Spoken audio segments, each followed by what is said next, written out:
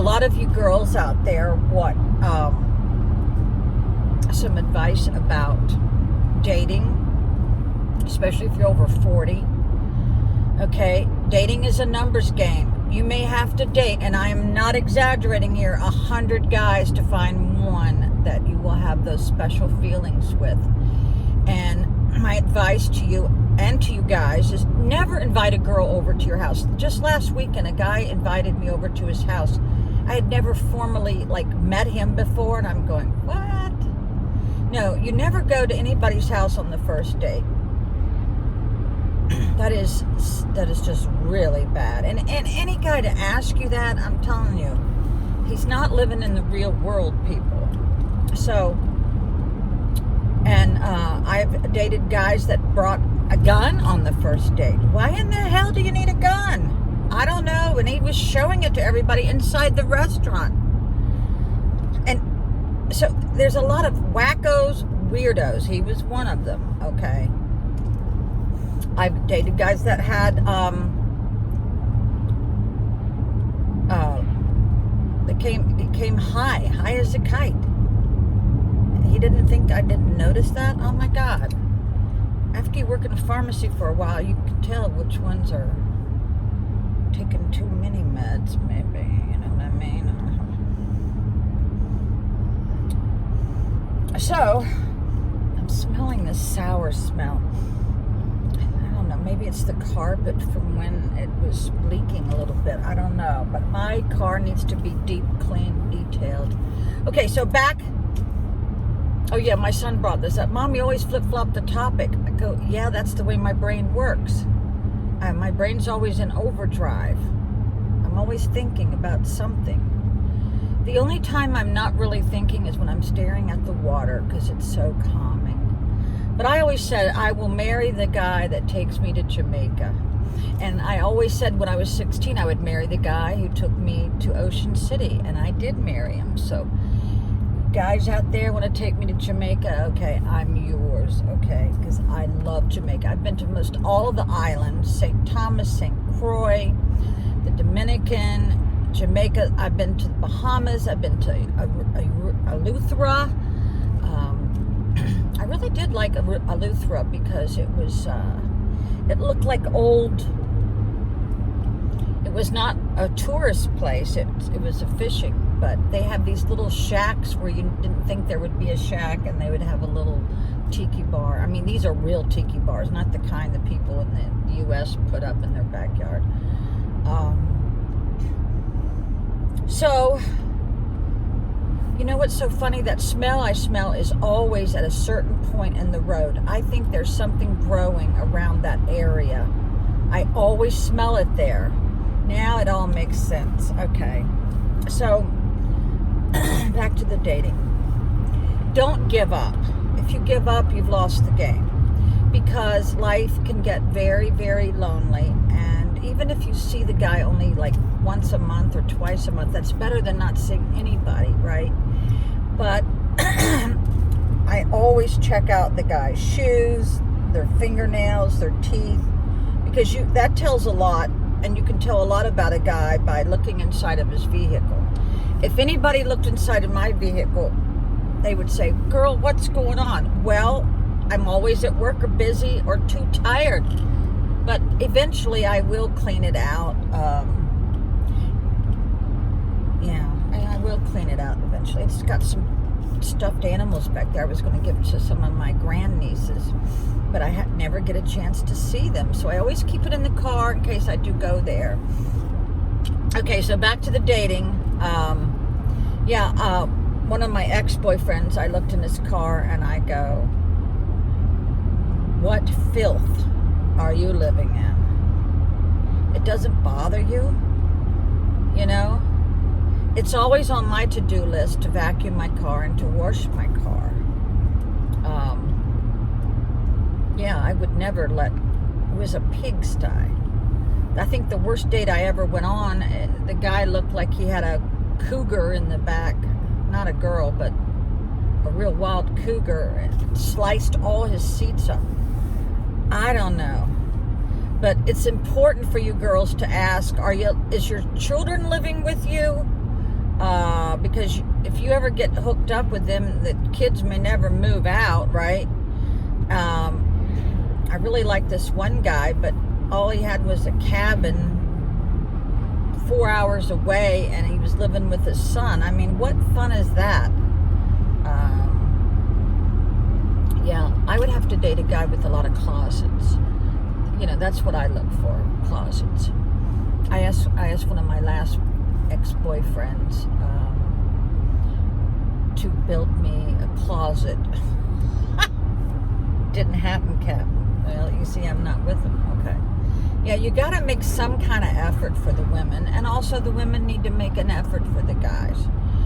And for God's sake, don't get drunk on the first date. No. It's okay to have a little cocktail to, like, ease the tension, because it's very awkward going on a first date. You know, because you don't know what to talk about. But a guy that actually is interesting and personable will ask the girls some questions, but not too many questions, because you don't. I had one guy ask me if I was set for life. Okay, I never saw him again. All right. Yeah, but eventually you'll find out if the guy is, you know, is successful.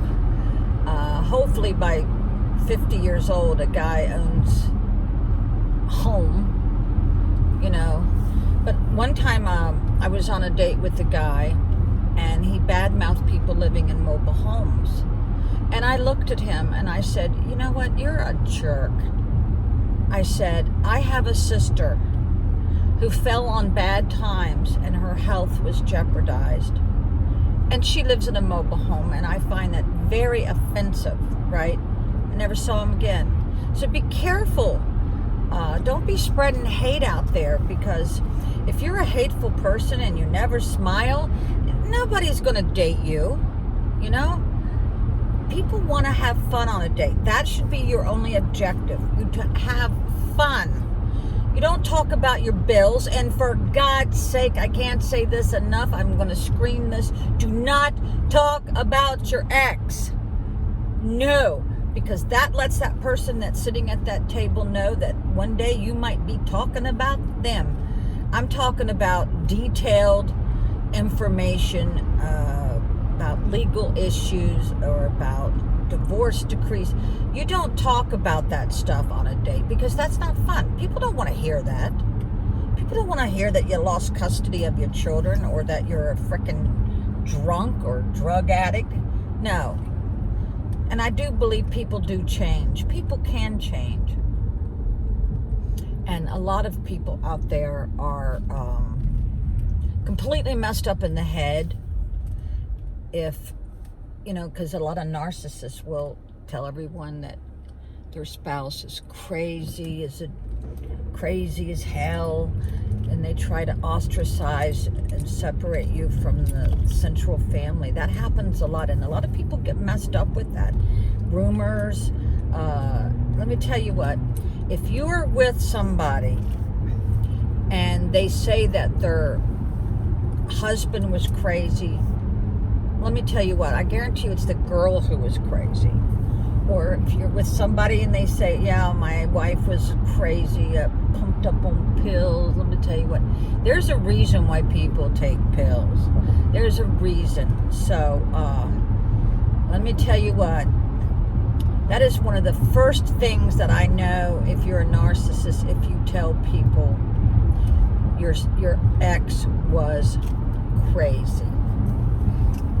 Yeah, I do believe that people can be driven crazy by horrible people and by narcissistic behavior. Oh, yeah.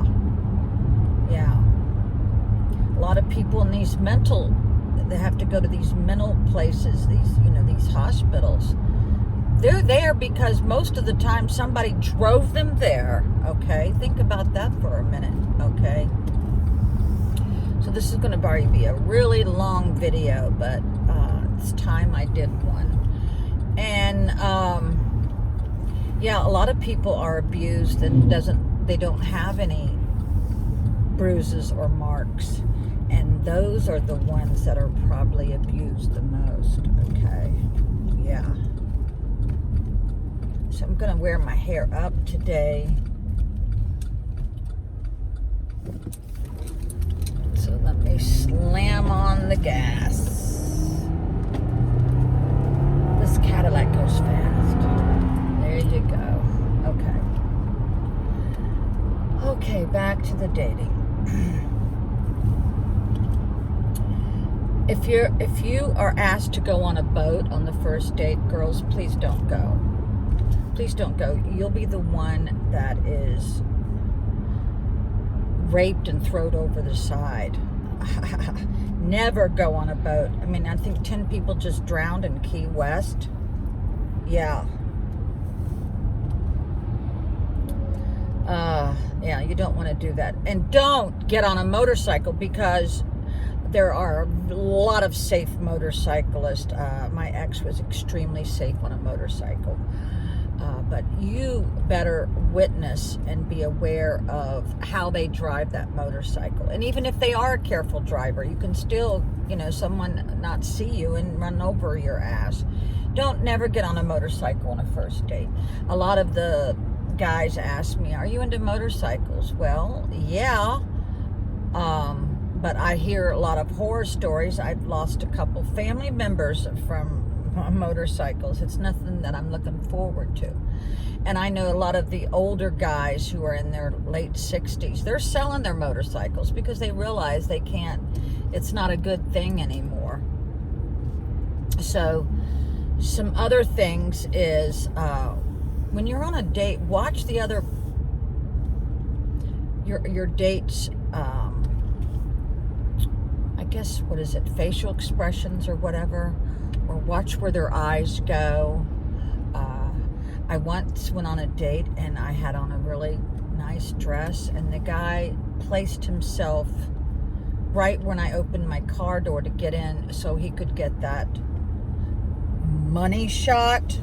I was so embarrassed, So I very rarely wear wear a dress if I know the guy's going to take me out to my car. I don't want a guy taking me out to my car, because that is a security issue. I always, on some dates, I've waited for the guy to leave, and then I go find my car, and I hope that you girls do that. Don't just go to the bathroom, say goodbye, go to the bathroom, wait it out. Don't let the guy see what you're driving, okay? Don't let the guy see what you're driving, because then I think one time I went on a date and I found this guy very attractive, and he knew I was driving, a Cobra. Well, then I went out of the country to the Dominican for a month on my vacation, and he searched the whole beach over for my car. Yeah. But since it was nighttime, he didn't know if it was dark blue or black or whatever. But he couldn't find it because I have a garage, So, yeah. You don't want to do that, people. Let's see. What else can we talk about dating over 60? Yeah, you don't want to wear something too sexy on a first date, because the guy will say, "Oh, let's go back to my house. Let's go back to my house." No. And don't get so intoxicated that you lose all your wits about you. That's another bad one. So I hope that's a little bit of knowledge for you people over 60. All right. Bye.